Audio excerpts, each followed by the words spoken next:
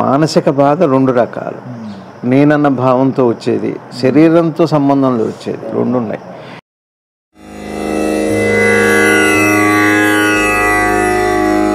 నేనన్న భావంతో ఏర్పడే మనసుకి కలిగే బాధ ఏదైతే ఉందో అదే కర్మఫలం. వదిలిపెట్టాలి అంటే అర్థమైతే పోతుంది.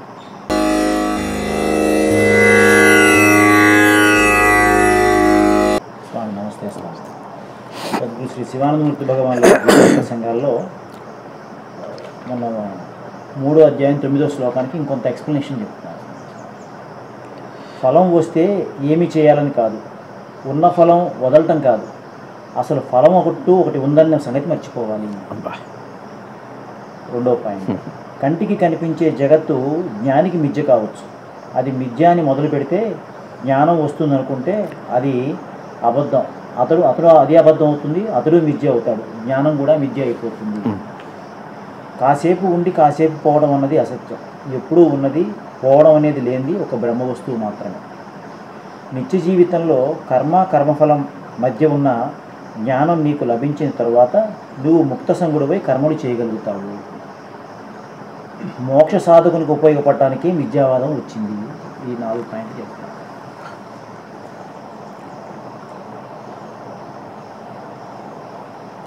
ఓం శ్రీ శివానంద గురుభ్యో నమః. శ్రీ ఆంజనేయ పరబ్రహ్మణే నమః. ఆత్మబంధువులు, ఆత్మస్వరూపులైన అందరికీ నమస్కారం. ఓం నమో భగవతే శ్రీ శివానందాయ.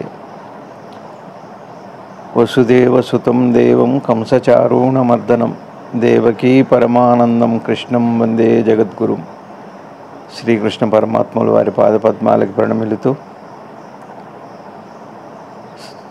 వారిచే అనుగ్రహించబడిన గీత సారాన్ని సద్గురుదేవులు వివరణ చేస్తున్నారు. మనం విచారణ చేస్తూ అర్థం చేసుకునే ప్రయత్నం చేద్దాం. ఇది చాలా విశేషమైన బోధ వాళ్ళది, ఎప్పుడు విశేషమే. నిన్న మనం చెప్పుకుంటూ గీతలు విచారణలో మనం అనుకున్నది ఏంటంటే కర్మ ఫలము. కర్మలో ఏదో ఫలం ఉంటుంది, ఉండదా? అన్నం తిన్నాం, కడుపు నిండింది, దాహం అయింది, నీరు తాగాం, ప్రతి కర్మకి ఏదో ఫలం ఉండనే ఉంది. అయితే ఆ ఫలాలు 2 ఉన్నాయి, అనుకూలం ప్రతికూలం. అది అట్లా ఉంచండి, అది విషయంలో వ్యవహారిక సత్యం. మనం చెప్పుకుంటున్నా వ్యవహారిక సత్యంలో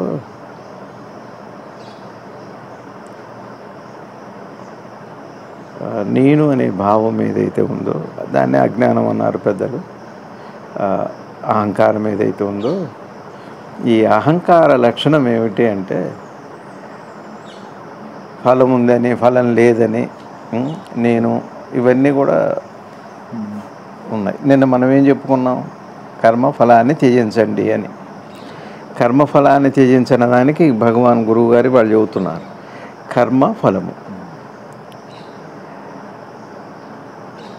ఏదన్నా కర్తృత్వ భావంతో చేస్తున్నప్పుడు మాత్రమే నేనన్న భావానికి జీవికి వచ్చే ఫలం అది ఫలం.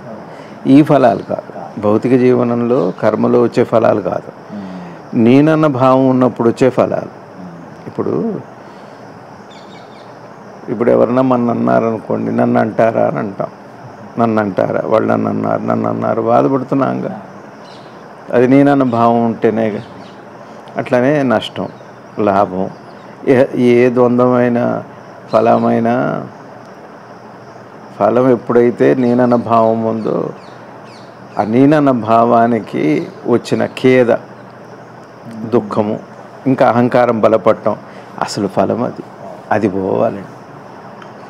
కాబట్టి అది పోవాలంటే నేనన్న భావం తొలగిపోతే ఏమవుతుందంటే కర్మఫలాన్ని అప్పుడు పరిత్యాగం చేయటం అవుతుంది. అది కర్మ సన్యాసం అంటే.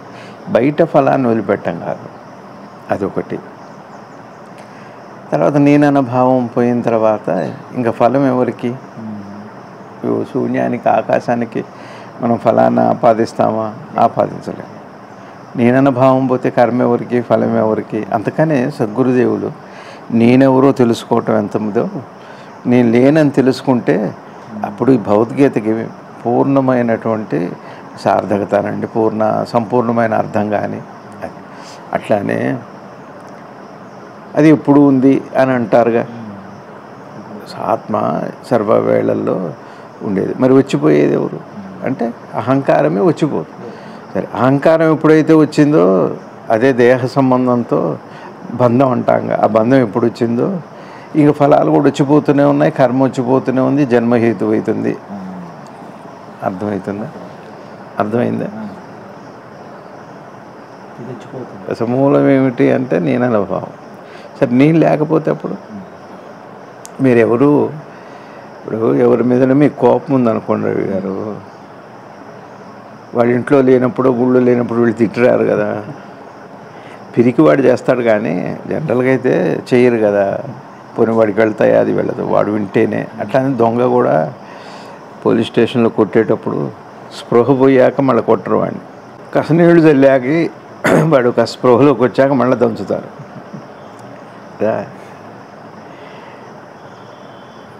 ఇప్పుడు మరి దెబ్బలు ఎవరికి దేహానికి, మరి బాధ ఎవరికి అంటే తెలుసుకున్న మనసుకు బాధ ఉందా అంటే నేనన్న భావం ఉంటేనే. లేకపోతే బాధ ఉండదా అంటే శారీరక బాధ ఉంటుంది, మానసిక బాధ. ఇప్పుడు దెబ్బలు తగులుతాయి. మనం చరిత్రలో పురాణ పురుషుల చరిత్రలు తీసుకుంటే ఒంటికి గాయాలు, కృష్ణ పరమాత్మ కూడా గాయాలండి. ఆంజనేయ స్వామి వారికి కూడా యుద్ధంలో అక్షయ్ కుమారుడితో చేసేటప్పుడు రామాయణ యుద్ధంలో కూడా గాయాలే. వాడికి మానసిక బాధ రెండు రకాలు. నేనన్న భావంతో వచ్చేది, శరీరంతో సంబంధంలో వచ్చేది, రెండు ఉన్నాయి. మనకి రెండు ఉంటాయి. వారికి మొదటిది ఉండదు, రెండోది మాత్రం ఉంటుంది. మళ్ళీ పోతుంది, శరీర బాధ పోతుంది కదా, పోయినప్పుడు పోతుంది కదా. ఇప్పుడు మనకి ఏదైనా ఒక జబ్బు తగ్గితే కూడా మళ్ళీ వస్తుందేమో భయం వెంటాడట్లా, వస్తుందేమో భయం ఉంది, మళ్ళీ తగ్గదేమో భయం, ఎన్ని ఉన్నాయి. ఇది మానసిక బాధలు, భయాలు. సరే, ఇది తెలియాలి మనకు. ఇది నేనన్న భావంలో ఉంది మూలమాయ.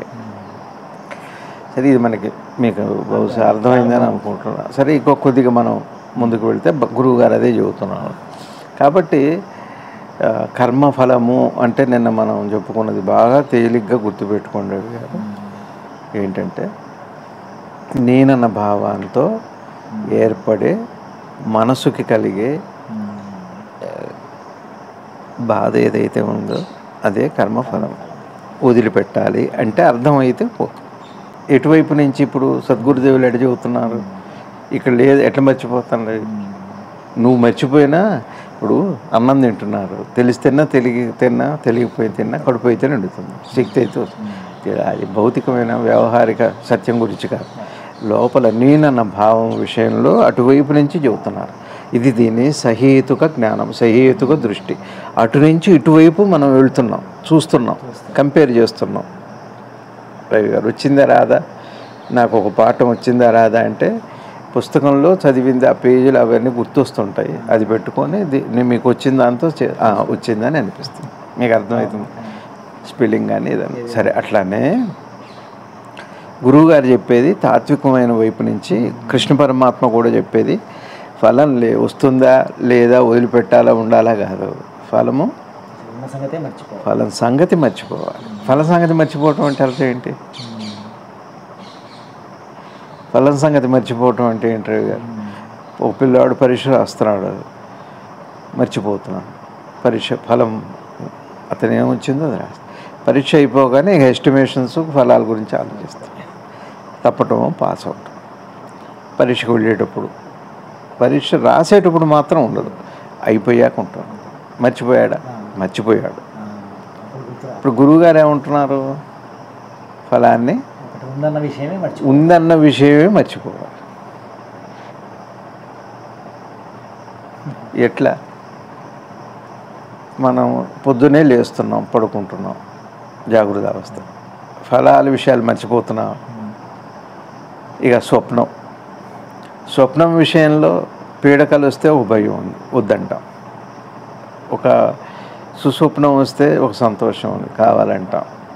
కానీ ఎక్కువ దాన్ని పట్టించుకో.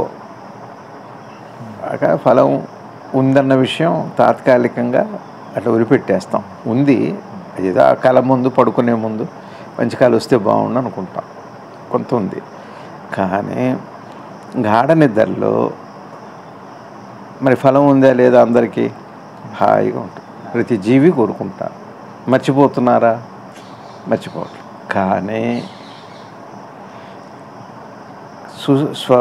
సుషుప్తి అవస్థలో పొందిన జ్ఞానం కూడా ఉంది, అందులో పొందే అవకాశం ఉంది అన్న విషయం ఇప్పుడు మనకి స్ఫురణలో అయితే లేదు. ఉందా? స్ఫురణ అయితే లేదు. మరి గాఢ నిద్ర వల్ల మనకి ఒక ఫలం ఉందా లేదా? ఉందా? ఉంది. మరి రోజు అనుకుంటూ చేస్తున్నారా?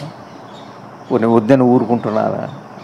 దాన్ని ఫలాన్ని మీరు తీసుకొని రావట్లేదు, మర్చిపోలేదు, వదిలిపెట్టలేదు. అట్లా జ్ఞానం ఏం చేస్తుంది అంటే అసలు ఫలం విషయంలో ఇక మనసులో దానికి అట్లాంటి చర్చకి అవకాశమే లేదు.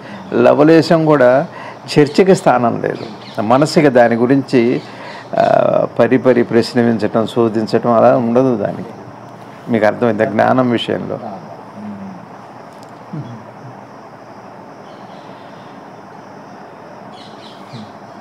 అట్లా. కాబట్టి గురువుగారు ఏమంటున్నారంటే ఫలం ఉందా, వస్తుందా, రాదా అని కాదు, దాని గురించి జ్ఞాపకమే ఉంది, సంగతి మర్చిపోండి. మర్చిపోయింది ఎట్లుంటుంది చూడండి. మీరు మననం చేసుకునేది ఒకటి, జ్ఞాపకం చేసుకునేది ఒకటి, మర్చిపోయింది ఒకటి. మర్చిపోయింది మళ్ళీ మీరు జ్ఞాపకం చేసుకోగలరా? మననం చేసుకున్న దాన్ని మీరు జ్ఞాపకం చేసుకోలేరు. జ్ఞాపకం ఉన్నదాన్ని మీరు జ్ఞాపకం తెచ్చుకోగలరు. మర్చిపోయిన దాన్ని మనం జ్ఞాపకం తెచ్చుకోగలమా? అట్లా ఉండాలి. మర్చిపోయిన విషయాన్ని ఎలా జ్ఞాపకం తెచ్చుకోకుండా, అది మిమ్మల్ని బాధించకుండా, సంతోషపెట్టకుండా ఎట్లా ఉంటుందో అట్లాంటి పక్వ స్థితి మనసుకు రావాలి. ఇదే జ్ఞానం అంటే పక్వ స్థితి. అసలు నిజమైన శరణాగతి. రవి గారు, శరణాగతి అంటే అది. ఇప్పుడు మనం భగవంతుని పూజ చేస్తూనే మనసు ఎందుకు నిలబడట్లేదు పూజ విషయంలో అంటే ఫలాపేక్షతో చేస్తున్నాం కాబట్టి మనసు నిలబడదు. అదే వచ్చిన బాధ.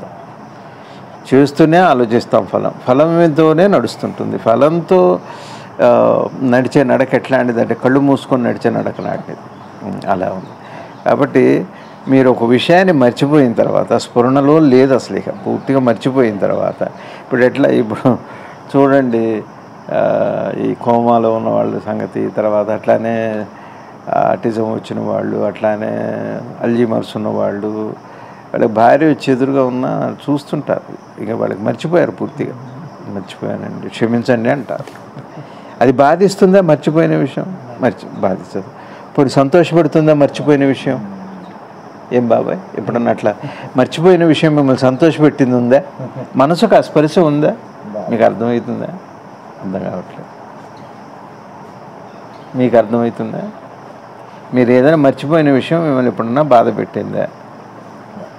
పోనీ సంతోషపెట్టిందా?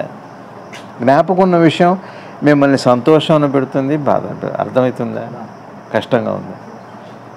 చిన్న మాటలు. మర్చిపోయిన విషయం అట్లాంటి మనస్సు లక్షణం ఒకటి ఉంది చూడండి. అవునా కాదా? మన జీవితంలో ఇవన్నీ అట్లా ఉండండి. ఎట్లా వెళ్ళాలి, దానికోసం ప్రయత్నం ఎలా వస్తుంది? అది ఈ ప్రపంచం మిథ్య అన్న విషయం జ్ఞాని విషయంలో సరిపోతుంది. మనలాంటి సామాన్యుడి విషయంలో మిథ్యాన్ని మొదలు పెడితే మన అవతల ఒడ్డుకు చేరాం. కాబట్టి అది సత్యం అనుకోనే మొదలు పెట్టుకోవాలి. అందుకనే భగవాన్ రమణ మహర్షుల వారు కూడా యుగ సృష్టి అన్నారు. ఇప్పటికీ ఇది నిజమే కదా రవి గారు. కల్లో అబద్ధం, నిద్రలో అబద్ధమే. మెలకు వచ్చిన తర్వాత జాగృతంలో మిథ్య అనే మాట అంటే ఏమిటి? తేలిగ్గా మాటల్లో అర్థం చేసుకుంటే మిథ్య అనే మాటకి నేను మీకు కనపడుతున్నానా లేదా? ఇది నిజమా కాదా? నిజమే. ఇదే అవస్థ, ఇది జాగృత అవస్థ. ఇట్లా ఉంచాయి. ఇదే నేను కల్లో కనపడ్డా అనుకోండి, కల్లో కనపడి మీకు 1,00,000 రూపాయలు ఇచ్చా, లేచాక ఏమంటారు? అప్పటికి అది నిజమా కాదా? ఇప్పుడు క్లియర్గా ఉంది కదా. సరే, అట్లనే గాఢ నిద్ర ఏది లేదుగా. ఇప్పుడు మరి గాఢ నిద్రలో ఏదో ఉందిగా కదా, ఏదో ఉందిగా, శాంతో ఆనందమో, ఏమి తెలియదనో తెలుసనో ఉందా లేదా? మిథ్య అంటే ఏ అవస్థలో చదువుతున్నారు? ఇది జాగ్రత్త అవస్థ. జాగృత అవస్థలోనే ఇవి చెప్పగలుగుతున్నారు. ఇవి చెప్పాలంటే ఏ అవస్థ ఉండాలి? స్వప్న అవస్థ. ఇది దేని మీద ఆధారపడది? వస్తు విషయం మీద. జాగృత అవస్థ మీద, మెలకువ మీద ఆధారపడదు. కాబట్టి ఆధారపడ్డది అది మిథ్య. ఈ అనుభవాలన్నీ మిథ్య అని ఎందుకన్నారు అంటే మెలకు ఉంటేనే ఉన్నాయి, మెలకు లేకపోతే దీన్నే పెద్దలు జ్ఞానులు యుగవ సృష్టి అన్నారు. మీ ప్రపంచం మీకు ఎప్పుడు ఉంది అంటే లేచినప్పుడు. కల్లో లేదు, కల్లో లేనివి లేవు, ఉన్నవేవో ఉన్నాయి. సుషుప్తిలో లేనే లేవు, లేచాక మళ్ళీ అన్నిటికీ స్వప్నానికి సంబంధించినవి ఉన్నాయి, లేవో ఉన్నవో. నిద్రకు సంబంధించినవి ఉన్నదో లేదో. ఎప్పుడు వస్తుంది? మెలకువ అనే అవస్థలో. మెలకువ అవస్థ 3 అవస్థల్లో. అవస్థ అంటే అర్థం ఏంటంటే దాని కల్పన, దాని మాయ. కాబట్టి దేని మిథ్య అంటే దేని మీద ఆధారపడదో దాని పేరు మిథ్య. కాబట్టి ఇప్పుడు మనం ఏం చేయాలి? మిథ్య అంటే అనకుండగా నిజమే అనుకొని మొదలుపెట్టుకోవాలి. స్వప్నం కూడా మిథ్యే. ఇది జాగృత మీద ఆధారపడింది. సుషుప్తి కూడా మిథ్యే. ఇప్పుడు ఇది మిథ్యే అని అనకుండగా వాటిని మనం పరిగణలోకి తీసుకొని ఆ జ్ఞానాన్ని మనం విచారణ చేసేటట్టయితే అది జ్ఞానం కింద మారుతుంది. మీకు సుషుప్తి జ్ఞానం అవుతుంది, స్వప్నం ఒక జ్ఞానబోధ అవుతుంది, మెలకువ కూడా ఒక జ్ఞానబోధ అవుతుంది. ఎవరికి అంటే గాఢ నిద్రలో నేను లేను, కానీ ఒక ఆనందాన్ని, ఒక శాంతిని పొందాను, లేచి పొందానని చెబుతున్నాను. మరి నేను లేను కానీ పొందానని చెబుతున్నా. ఆ పొందిన వస్తువు ఏదైతే ఉందో ఆ వస్తువే ఇప్పుడు కూడా త్రివిధావస్థలకు ఆవలి ఉంటుంది, ఎప్పుడు ఉంది. అది ఎప్పుడు ఉంది? అదే ఆత్మ అంటే. ఆత్మ అంటే అర్థం ఏమిటంటే, సనాతనం అనే మాటకు అర్థం ఏమిటంటే, సనాతన ధర్మం అనే మాటకు అర్థం ఏంటంటే ఎప్పుడు ఉంది. మీకు అర్థమైందా? ఎప్పుడు అంటే అర్థం ఏంటి? అందరికీ ఉంది, ఎప్పుడు ఉంది. ఎప్పుడు ఉండటం అంటే అర్థం ఏంటి? గాఢ నిద్రలో నేను లేకపోయినా ఆ అవస్థ లక్షణం దేనికి తెలిసిందో ఆ లక్షణం ఎప్పుడు అన్ని అవస్థల్లో సాక్షిగా ఉంది. దాని పేరే ఆత్మ. ఆత్మ అంటే త్రివిధ అవస్థలకి ఆవల సాక్షిగా ఏదైతే ఉందో దాన్నే సనాతన ధర్మము అని, దాన్నే సాక్షి అని, దాన్నే ధ్యానము అని, దాన్నే జ్ఞానము అని, దాన్నే పరమాత్మ అని, దాన్నే స్వస్వరూపము అని. అక్కడ నేను లేను. సద్గురు శివానంద భగవానులు వారు చెప్పినట్టుగా నేను లేనని తెలుసుకో. నేనెవరో తెలుసుకోవటం కాదు. ఎట్లా? మీరు జాగృత అవస్థలో ప్రశ్న ఏమిటి? నేనెవరు? జాగృత అవస్థలో. స్వప్నావస్థలో నేనెవరు? చెప్పండి. స్వప్నావస్థలో మీరెవరు? స్వప్నంలో మీరు కనపడరు, కానీ మీరున్నారు. ఎవరు అని అడగరా? అడగండి. మరి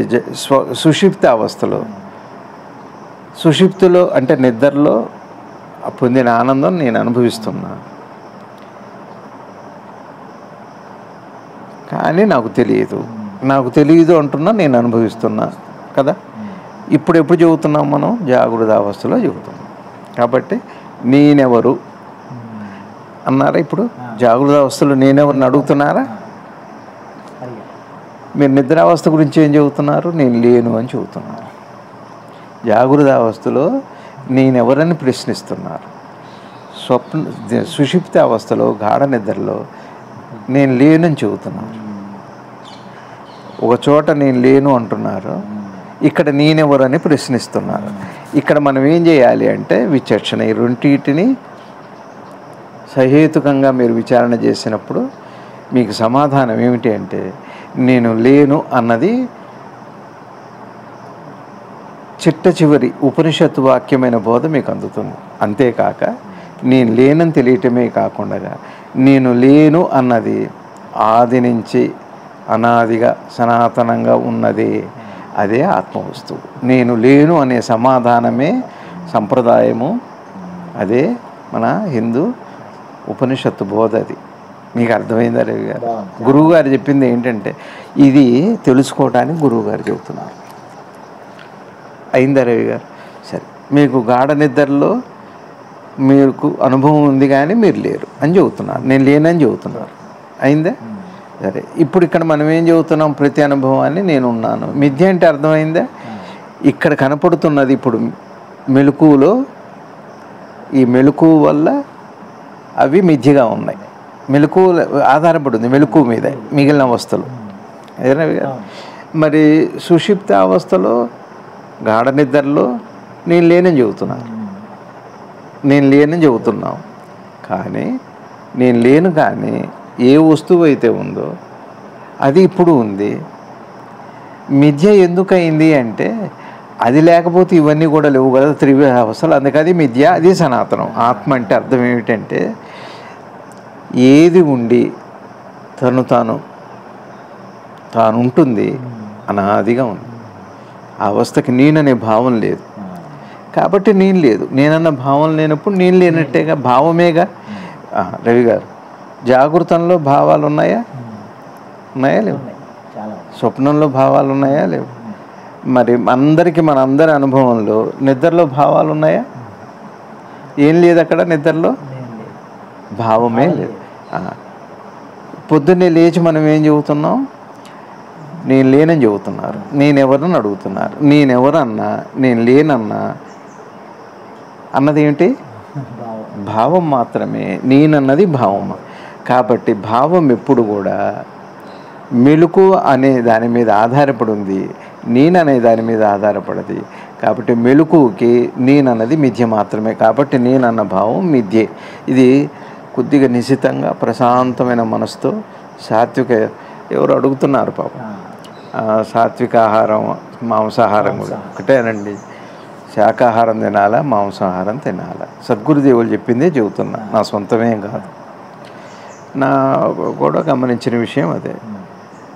నాకు సాధన కావాలి, నా జ్ఞానం కావాలి. జ్ఞానానికి ఎప్పుడు కూడా సాత్వికమైన ఆహారము, సాత్విక ఆలోచనే జ్ఞానానికి హేతువైతుంది. అదే మార్గదర్శకత్వం, అదే దోహదం చేస్తుంది. కాబట్టి సాత్వికమైన ఆహారం మంచిది. ఇకపోతే సాత్వికమైన ఆలోచన అంటే ఏమిటి అంటే అవసరము అనవసరము అన్న వివేకం కలిగి ఉంటే దానికి సాత్వికం అని పేరు. ఇది అవసరమా, ఇది అనవసరం. అట్లానే ఒక్కొక్క శరీరానికి ఒకటి అవసరం, ఒక్కొక్క అవసరంలో ఒకటి అవసరం ఉంటుంది. ఆ అవసరమా అనవసరమా, మీకు ఈ శరీరానికి అవసరమా? మాంసాహారం తినండి, అవసరం లేదు మానేయండి. నా జ్ఞానం కావాలి, సంతోషంగా వదిలిపెట్టండి. ఇంకిదే సాత్వికమైన. ఈ సాత్వికమైన ఆలోచనే సాత్వికమైన ఆహారం. మనసుకి అవసరం శరీరానికి అందించటం పేరే సాత్వికత. మళ్ళీ ఆ పేరు సాత్వికమే, సాత్విక ఆహారమే. అది మాంసాహారమైన అది అవసరమే అయితే ఆ కాసేపటికి అది సాత్వికమే. అంతే తప్ప గురువుగారు చెప్పారు, తప్ప ఉప్ప ప్రశ్న కాదు. ఇక్కడ కూడా అదే చెబుతున్నారు, ఫలం ఉందా లేదా కాదు, మర్చిపోండి. అట్లానే ఈ శరీరానికి ఇప్పుడు నాకు అవసరమా లేదు. ఇప్పుడు రోజు తినొచ్చు, గంటకి తినొచ్చు, అది అవసరమా? ఒక వివేకంగా వేసుకోండి. అవసరం లేదని మీ మనసుకు ఒక సాత్వికమైన బోధ దొరికిందనుకోండి, సాక్షి అంతరాత్మ చెప్పింది అనుకోండి, వదిలిపెట్టేయండి. అప్పుడు అది సాత్వికమైన మనసుకు ఆహారము, అది సాత్వికమైన ఆలోచన, హితమైన ఆలోచన. అంతే, తప్పులు కాదు. ఇక్కడ తినాలా వద్దా అన్న ప్రశ్న కాదు. అనవసరంగా కూడా తింటారుగా, అవసరమైనప్పుడు కూడా తినొచ్చు కదా. అది అవసరమా అనవసరమా? మీకు అంతగా అత్యంత ముఖ్యమైనది కొన్ని విషయాల్లో సాత్విక ఆహారం చాలా అవసరమైంది. ఇప్పుడు మనకి జబ్బు చేసినప్పుడు పత్యంలాగా, ఉట్టప్పుడు ఏది బలమో అది జబ్బు చేసినప్పుడు ఆహారం దానికి పనికిరాదు. అట్లా మనకి ఆయుర్వేదంలో మనకి వాతపిత్త కఫాలనే ఉంటే ఫలానా దోషం ఉన్నప్పుడు అది వదిలిపెట్టండి, ఇది తినండి అంటారు. అక్కడ తప్ప ఉప్పక, అవసరమా అనవసరం. ఇది ఆహార విషయంలో మనసులో పెట్టుకుంటే చాలు. ఇది పెద్దగా కంగారు పడక్కర్లేదు. బాగా ఇది అయిపోయింది కదా. కాబట్టి గాఢ నిద్రలో సనాతనంగా మిథ్య ఎప్పుడైంది అంటే నేను లేనిది మెలకు వచ్చాక వచ్చింది కాబట్టి మెలకు మీద భావము నేనన్న భావం ఆధారపడదు కాబట్టి అది మిథ్యే. నేనన్న భావం కూడా మిథ్య. నేను లేనా అంటే ఉన్నారు, మెలకు మీదనే ఉన్నారు, గాఢ నిద్రలో లేరు. మీకు బహుశా చాలా బాగుంది. ఇది అర్థమైందా? మిథ్య అర్థమైంది. మిథ్య అర్థమైందా? మెలకు మీద ఆధారపడింది.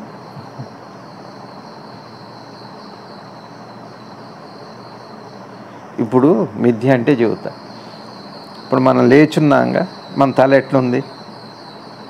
నిలబడి నిలబడి ఉందిగా. మీకు అర్థమవుతుందా? ఇప్పుడు మీకు కునుకు పట్టింది అనుకోండి, ఏమవుతుంది?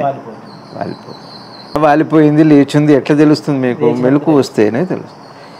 ఈ తల వాలటం లేచుంటాం అన్నది మిథ్య ఎందుకు అయిందంటే మీరు మెలకుగానే చెప్పగలరు. మీ తల వాలింది లేచింది మీకు లేచినప్పుడు తెలిసింది. ఇప్పుడు నిద్రపోయినప్పుడు వాలిపోయింది తెలియదు, లేచిందో కూడా తెలియదు. లేచింది వాలిపోయి ఉంది అన్న భావం మిథ్య ఎందుకైంది అంటే మెలకు మీద ఆధారపడదు. మీకు ఇంత చిన్న ఉదాహరణ. మెలుకున్నప్పుడు మాత్రమే తెలుస్తుంది. అట్లానే నేనన్న భావం ఉన్నంత మాత్రం ఉన్నప్పుడే కర్మఫలము. నేనన్న భావం మీద ఆధారపడ్డ కర్మఫలం కూడా మిథ్యే. ఇది సద్గురుదేవులు అటువైపు తీసుకెళ్తున్నారు. అందుకని దీనికి సాధన ఏమిటి? ఏం చేయాలి మనం? సాత్వికమైన ఆహారము, సాత్వికమైన ఆలోచన.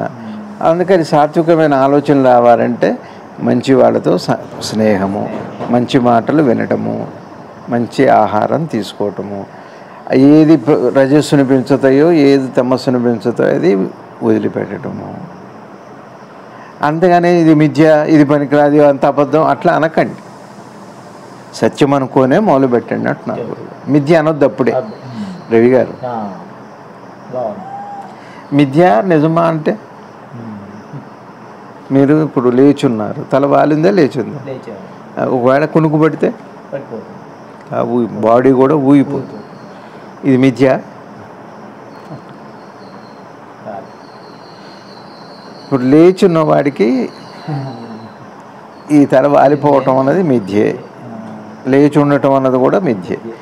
ఈ మెలకు మీదనే ఆధారపడదు, నిద్ర మీద ఆధారపడలేదు. నేనన్న భావం ఉంటే తల స్ట్రైట్గా ఉంటుంది, చూడట నిటారుగా నడుస్తాడు. అహంకారం ఉన్నప్పుడేమో వీరిని విరుచుకొని నడుస్తాడు. అహంకారం ఉన్నవాడు దురహంకారం, అహంభావి ఇట్లా నడుస్తాడు.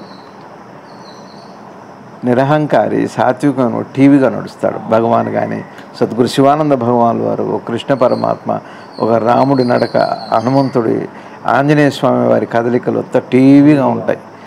మీకు అర్థమవుతుంది. అహంకారి ఇట్లా ఇట్లా చూపు విన్నట్లా ఉంటుంది. సాత్వికమైన వాడు టీవీగా ఉన్నవాడు అట్లా ఉండదు. అది మీకు మిమ్మల్ని ఆకర్షిస్తుంది. ఆ నడక చూపు అంతా ఇంతే తేడా. సరే, మిథ్య అంటే అర్థమైందా రవి గారు? మిథ్య అనేది కూడా ఎప్పటి వరకు అంటే నీకు తెలిసేంతవరకు. తెలిసాక మళ్ళా ఎవరికైనా అంతే లేరా? కళ్ళు నిద్ర పెడితే తల అట్లా ఏమంటే నాకు ధ్యానం కుదురుతుందా లేదా? ధ్యానంలో ఉన్నప్పుడు తల వాలదు, అదే లక్షణం. స్ట్రైట్గా ఉంటుంది సమాధిలో కూడా. ఒకవేళ అది ధ్యానం కాదు నిద్ర అయితే ఖచ్చితంగా తల వాలిపోతుంది. ఇంతే గుర్తు, ఎవరిని అడగక. ఇది తెలిసేది మిథ్యా ధ్యానమా, నిద్ర మిథ్య కాదు, ధ్యానం మిథ్య కాదా అంటే మీరు చూసి చెప్పొచ్చు. ఇది తెలిసాక చెప్పేమాట. సహేతుకంగా ఒక మెలకువని ఒక నిద్రని లో కలిగే మార్పుల్ని చూసి నిర్ణయానికి వచ్చినప్పుడు మిథ్యని మీరు నిర్ణయిస్తారు. అట్లానే సద్గురుదేవులు ఏమంటున్నారంటే మీరు మిథ్య అనుకోండి, సత్యమే అనుకొని ముందుకు వెళ్ళండి అంటున్నారు. ఎక్కువ వివరణ అవుతుందా? మిథ్యాన్ని మొదలు పెడితే అతడు మిథ్య అవుతాడు, వచ్చిన జ్ఞానం కూడా అదే మిథ్య అయిపోతుంది, జ్ఞానం కూడా మిథ్య అయిపోతుంది. అంటే ఇప్పుడు మనకు అదే అవుతుంది. గురువు దగ్గర ఉన్నప్పుడు మనసు సాత్వికంగా ఉంటుంది, బాగుంటుంది. మళ్ళీ అవతలి బాగుగానే అయిపోతుంది. ఒక నిర్ణయం తీసుకున్నప్పుడు హుషారుగా ఉన్నప్పుడు బాగుంటుంది. మనంతే హుషారుగా జబ్బు చేసినప్పుడు ఇక్కడి నుంచి ఇట్లా ఉండకూడదు అంటే కాస్త ఆరోగ్యానంగానే వదిలిపెట్టేస్తాం. అట్లా జ్ఞానం కూడా ఏమవుతుంది అంటే అట్టనే అయిపోతుంది, మిథ్యా జ్ఞానం. కాబట్టి సత్యం శోధన సహేతుకంగా నిర్ణయించేంత వరకు సత్యం అనుకునే మొదలుపెట్టాలి. జ్ఞానిగా మనం పోల్చుకొని నేను పూజ చేయను, నేను చేస్తాను, ఇవన్నీ అయితే మిథ్యే. మళ్ళీ అది కూడా మిథ్యే. ఇప్పుడు చూడండి, మీకు జాగ్రత్త అవస్థలో నేననే భావం వస్తుంది, స్వప్నంలో నేననే భావం. గాఢ నిద్రలో నేనన్న భావం ఎప్పుడన్నా వస్తుందా? అది వచ్చిపోవటం అనేది ఎప్పటికీ లేదు. అది సనాతనం, అది సనాతన సాంప్రదాయం కదా, అది ధర్మం అంటే. అది మిథ్య కాదు, ఇది మిథ్య. ఈ మిథ్య కూడా ఒకసారి నేను భావం మెలకువలు వస్తే వస్తుంది, లేకపోతే లేదు. స్వప్నంలో కూడా ఒకసారి శరీరం కనపడితే కనపడుతుంది, కనపడదు. ఇది మిథ్య. జ్ఞానం కూడా అట్లా ఉండకూడదు. ఎప్పుడు గాఢ నిద్రలో నేననే స్పర్శ భావం లేని స్థితి ఎట్లయితే ఎప్పుడు శాశ్వతంగా ఒకలాగుందో అట్లాంటి స్థితి జ్ఞానం అని భగవాన్ గురువుగారు చెబుతున్నారు. అదే బ్రహ్మ వస్తువు, అది బ్రహ్మవస్తు. మీకు అర్థమైంది. ఇందాక కూడా మీతో విన్నవించుకున్నాను. ఏదైతే నేనన్న భావమే లేని స్థితి గాఢ నిద్రలో ఉంది కదా, ఎప్పుడు రాదది. ఆ భావం లేని స్థితిలో కూడా ఒక అనుభవాన్ని మనం చెప్పగలుగుతున్నాం. మెలకువలో నేనన్న భావమే కాదు, గాఢ నిద్రలో ఏ భావము లేదు. ఉందా? లేచాక అక్కడ నేనన్న భావం లేదు, కానీ మెలకు వచ్చాక నా అనుభవాన్ని చెబుతున్నా. నేను నా అనుభవాన్ని చెప్పటం అనే భావం వస్తుంది. అర్థమవుతుంది? అక్కడ లేదు. నేనన్న భావం లేకపోయినా, భావమే లేకపోయినా, ఒకానొక అనుభవాన్ని పొందిన అనుభవ స్థితి, అనుభవాన్ని పొందిన వస్తువు ఏదైతే ఉందో అది సనాతనమే.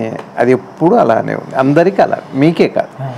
ఆడవాళ్ళు, మగవాళ్ళు, పిల్లవాళ్ళు, పెద్దవాళ్ళు, ఏ దేశస్తులైనా, ఏ కాలంలో అయినా, చివరికి నారాయణమూర్తికి కూడా అలానే ఉంది. అది యోగ నిద్ర, అదే జ్ఞానం. నిత్య జీవితంలో కర్మ, కర్మఫలం, వీటి మధ్య ఉన్న సహేతుకంగా మనకు అర్థమైతే, అవగాహన అయితే, ముక్త సంగుడువై నువ్వు ఏ పని చేసినా, ఎంత పని చేసినా ఇంకా అది నిన్ను అంటదు. కర్మహేతు కాదు, బంధహేతు కాదు. అంటే నేనన్న భావం పోయిన తర్వాత త్రివిధ అవస్థలోనే కాదు, ఈ జాగృత అవస్థలో చేసే సమస్త కర్మల్లో కూడా నువ్వు ముక్త సంగముడు వెళ్తావు. దీంతో సంగమించదు అంటే అది నిన్ను చేరలేదు. అట్లా కాదు రవి గారు. మీరు ఎంత బాగా అలంకరించుకొని నిద్రపోయినా కూడా మీకు ఆ స్పర్శ ఉండదు. ఎంత మురికిగా నిద్రపోయినా, నగ్నంగా నిద్రపోయినా కూడా అది మిమ్మల్ని, ఆ ఆలోచన మిమ్మల్ని నిద్రపోయేంత వరకు స్నానం చేయలేదే అని పడుకున్నాం అనుకోండి. గాఢ నిద్రపోయేటాక ఆ భావం మిమ్మల్ని, ఆలోచన మిమ్మల్ని తాకదు గాఢ నిద్రలో. ఒకవేళ బాగా పన్నీరుతో స్నానం చేసి బ్రహ్మాండంగా మేకప్ చేసుకొని ఎవరితోనో బ్యూటీ పార్లర్కి వెళ్ళి చేసుకొని నిద్రపోతే కూడా బాగుంది, బాగున్నాను అనుకొని నిద్రపోయినా గాఢ నిద్రలో తాకదు. అది ముక్త సంగమం అంటే. అక్కడ భావమే మిమ్మల్ని, భావము సంగమించని అట్లా చిట్ట చివరి ఆది భావం ఏది అంటే నేనన్న భావం. అదే సర్మకర్మలకి ఆ భావం సంగమించదు. ఇక మనసులో ఎప్పటికీ నేనన్నది సంగమించదు. అద్భుతమైన ఒక త్రివిధ అవస్థలు కావాలి కూడా సాక్షి. ఎట్లా గాఢ నిద్రలో నీకు అన్ని అనుభవాలు, గాఢ నిద్ర అనుభవం ఎలా అయిందో భావరహిత అనుభవం కూడా ఎట్లా. ఇప్పుడు మీరు గాఢ నిద్రపోయారు, నేనన్న భావం ఉందా మీకు? ఏ భావం అన్నా ఉందా? లేదుగా. ఎప్పుడు చెబుతున్నారు? లేదన్న విషయాన్ని ఇప్పుడు చెబుతున్నారు. ఏ భావం లేదన్న విషయం కూడా చెప్పారుగా. అక్కడ తెలిస్తేనేగా ఇక్కడ చెప్పేది. అక్కడ అనుభవించకపోతే ఇక్కడ చెబుతారా? ఆ అనుభవించిన స్థితి ఉందే, అది ముక్త భావస్థితి, ముక్త సంగమం. ఇంకా దేంతో సంగమించదు, కానీ అనుభవం అయితే వస్తుంది. అట్లా అద్భుతమైన జ్ఞానం మనకి సిద్ధిస్తుంది అని సద్గురుదేవులు అనుగ్రహం చేశారు. అది మోక్ష సాధకుడికి మిథ్యావాదంతోనే మొదలు పెట్టాలి. అట్లా మా వాళ్ళు ఎవరో గురువుగారితో ఒకసారి ఇట్లనే ఇది మిథ్యే కదా స్వామి అన్నారు. అంటే నీకు కాదులే అన్నారు, మనకు కాదులే అన్నారు. ఆదిశంకర్లు ఏ ఉద్దేశంతో అన్నారు. గురువుగారు కూడా ఎప్పుడు కూడా నేను అని ఇప్పుడు అహంభావంతో చెప్పలేరు, చెప్పేవారు కాదు. సంప్రదాయం అది. కృష్ణ పరమాత్మ కూడా పెద్దలు అలా చెప్పారు, అప్పుడు అలానే అంటారు. కృష్ణ పరమాత్మ అయినా రాముడైనా పెద్దలు అని వాడతారు, కానీ నేను అని చెప్పరు. అది సంప్రదాయం. అట్లా గురువు గారు కూడా ఎప్పుడు మనకు కాదులే అని అన్నారంటే ఆయన అజ్ఞానం అని కాదు, అది సంప్రదాయం. అట్లా ఉండాలి. ఎప్పుడు కూడా మిథ్యగానే అట్లానే మొదలు పెట్టాలి, అట్లానే చెప్పుకోవాలి. కానీ నేను జ్ఞాని నాకేం అట్లా చెప్పకూడదు. ఇది నిజమే, ఇట్లా వెళ్దాం, ముందుకు వెళ్దాం, కలిసి వెళ్దాం, అట్లా చెప్పాలి. ఇది సంప్రదాయం, ఇది ఋషి సంప్రదాయం, ఇది సనాతన సాంప్రదాయం, ఇది మన భారతీయ బోధ. నిజంగా నీకు మోక్షం కావాలనుకోండి, నీ జ్ఞానం కావాలనుకోండి, మిథ్యావాదమే ఉపయోగపడుతుంది. ఇది నిజమనుకోనే మొదలుపెట్టాలి. ఇదేది లేదు అక్కర్లేదు అని అట్లా మొదలు పెట్టకూడదు. అక్కరనుకోనే మొదలుపెట్టు. నేను పూజ చేయాలనే మొదలుపెట్టు. విగ్రహారాధనే అది అక్కర్లేదు, విగ్రహాలు అక్కర్లేదు, క్షేత్రాలు అట్లా మొదలుపెట్టద్దు. చిన్నగా ఎదగాలి. మొన్న భగవాన్ చెప్పిన విధానంలో పూజ, జపము, ధ్యానం తర్వాత జ్ఞానం అయిపోతుంది. కృష్ణ పరమాత్మల వారికి పాదాలకు ప్రణమిలుతూ, కృష్ణం వందే జగద్గురు సద్గురు శివానంద భగవాన్ వారి పాదాలకు ప్రణమిలుతూ భారత్ మాతాకు జై. అఖండ మండలాకారం వ్యాప్తం యేన చరాచరం తత్పదం దర్శితం యేన తస్మై శ్రీ గురవే